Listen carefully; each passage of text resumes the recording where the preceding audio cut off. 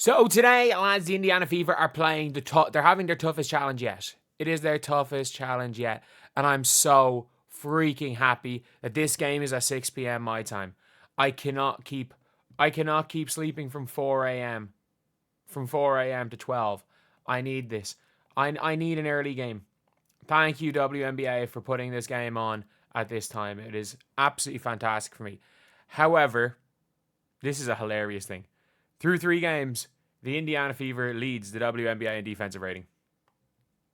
Leads the WNBA in defensive rating. It is it's mad. It's mad. But look, at the end of the day, when it comes to the Fever, they're a decent team.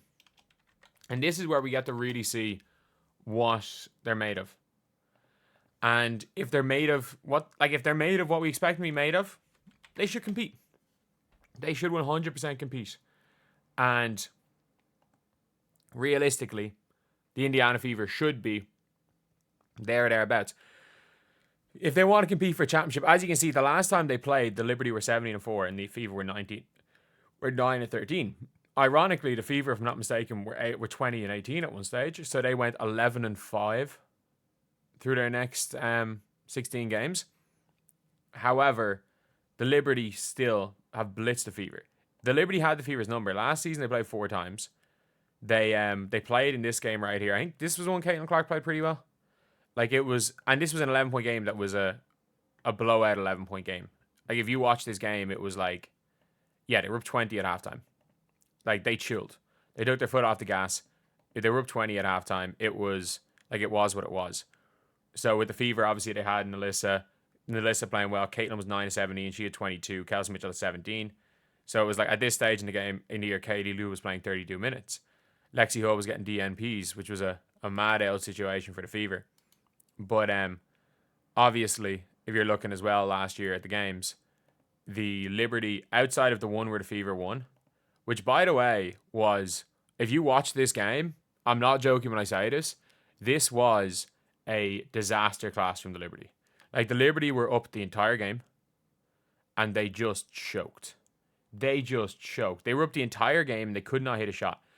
Breanna, I think, she missed her first 8 shots, and they hit a huge one to bring it from 7 to a 4-point game.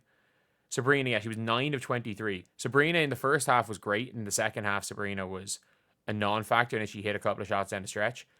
In the second half, she was 7 of 14. Maybe it was just in the fourth quarter she'd done really badly. But Stewie was last season. Stewie looks better this year. The Liberty look better. You look at this Liberty team. At this stage in the year, Leonie Phoebish was just not playing. They didn't even realize who Leonie Phoebish was. They were playing Kayla Thornton starter minutes. It was a mad one. We were seeing Kennedy Burke not playing any minutes. She looks like the best damn player in the league right now. Niara Sably's getting DNPs. This wasn't even a peak Liberty team. And you look at how the New York Liberty have looked this year. This is the scary thing when you look at how this team looks this year. And if the Fever can pull this off, and for some reason, the Fever are the betting favourites. I don't understand. I do not understand how the Fever are the betting favourites. The New York Liberty have just blitzed the Aces. They had beat the Aces in the most comfortable 11-point win ever. Why is the internet just down in general? I'm trying to find a game log here. Twitter is down. Everything's down. New York Liberty, they beat the Sky. Their bench freaking beat the Sky. They literally put out, the Sky could barely even beat Kennedy Burke, Rebecca or Izzy Harrison, Jalen Sherrod, Markeisha Davis, Niara Sably, and Rebecca Gardner. They could barely beat that team. All of these players can play a bit. Niara Sably is a good player. Heck, Markeisha Davis is a first-round pick. Again, I don't know. I don't think she's great, but she's a first-round pick. They got Tash Cloud and is averaging freaking 20 a game, nearly. Maureen Johannes off the bench. Kennedy Burke can't miss this year. Kennedy Burke on the year is averaging 13.5 points per game. She just can't miss. There's going to eventually surely have to be some sort of cool-down period for Kennedy Burke, but I don't know. I genuinely don't know because she's killing it. She's absolutely killing it. And for the Indiana Fever, The only thing is that if the Fever end up with playing like they did in this game, they're not going to win. If the Fever, and the one positive thing is that the Liberty are not going to try drag the Fever down. They're not going to try drag the Fever down to their level. And that's the one thing the Dream did. The Dream did try to drag the Fever down. The Liberty don't have a physical defender on Caitlin Clark. Like, they're going to probably start Tash Cloud on her. But then you're putting Sabrina Ionescu on Kelsey Mitchell, and Mitchell's going to cook. Maybe they start Phoebish on her. And Caitlin, I think, will struggle with Phoebish, but I think she struggles more with physicality than length. Like, Phoebish is like almost Dawana Bonner lengthy. She's going to get her shots off. It's just whether or not she can score them. And her going to the basket might be a little trickier, obviously, with Phoebish being 6'4", if we're being honest. But yeah, honestly, this is one of those games where if the Fever play fast and Natasha Howard, she's not going to shoot 17 times. Like, there's never going to, like, there's no situation where the Fever where Natasha Howard should be shooting the ball more than Caitlin Clark. That never should happen. But it was the way they went. Like, there's no situation where Natasha Howard should shoot one more shot than Caitlin and Leah Boston combined. They got to go to the two-man game. Like, if the Fever can run the two-man game and run the two-man game effectively, it's a game that they can win.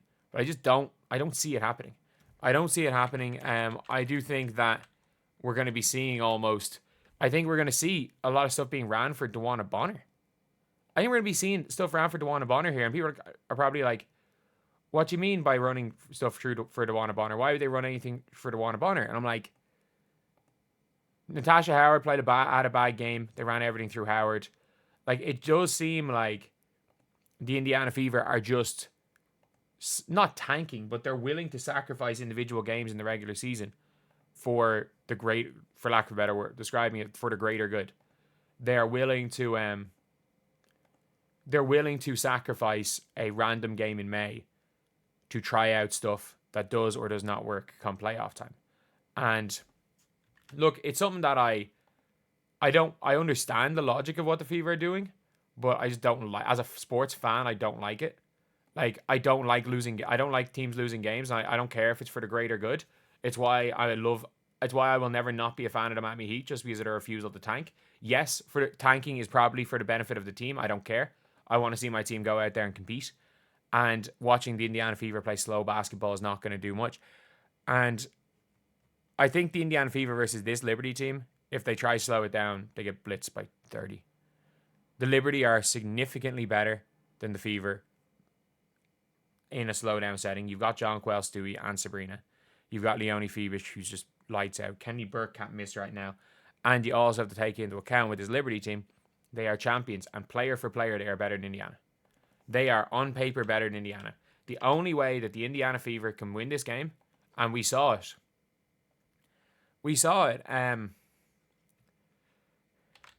Like last year, that when the Fever did in fact beat when they did go and beat the Liberty, it was because they just ran. They just ran. Like, nobody could stop it. Nobody could stop the Indiana Fever from running. And like, the only person that could stop the Indiana Fever's pace last year was Christy Sides. And it does seem like the only person that can stop the Indiana Fever is Stephanie White. And again, look, when it comes to the Indiana Fever, yes, they will. If they play this up and down game, they will concede more points. That is a fact.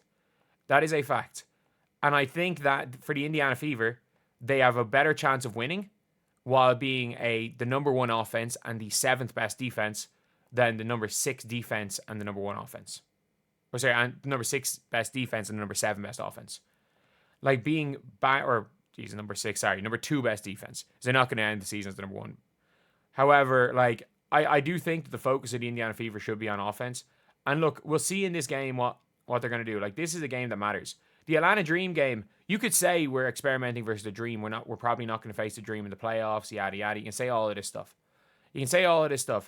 But if the logic is we won while not going through Caitlin, we lost going through Caitlin, if that is the logic, then we could see a very, very ugly game right here, if we're being honest. But anyway, I'll see you guys.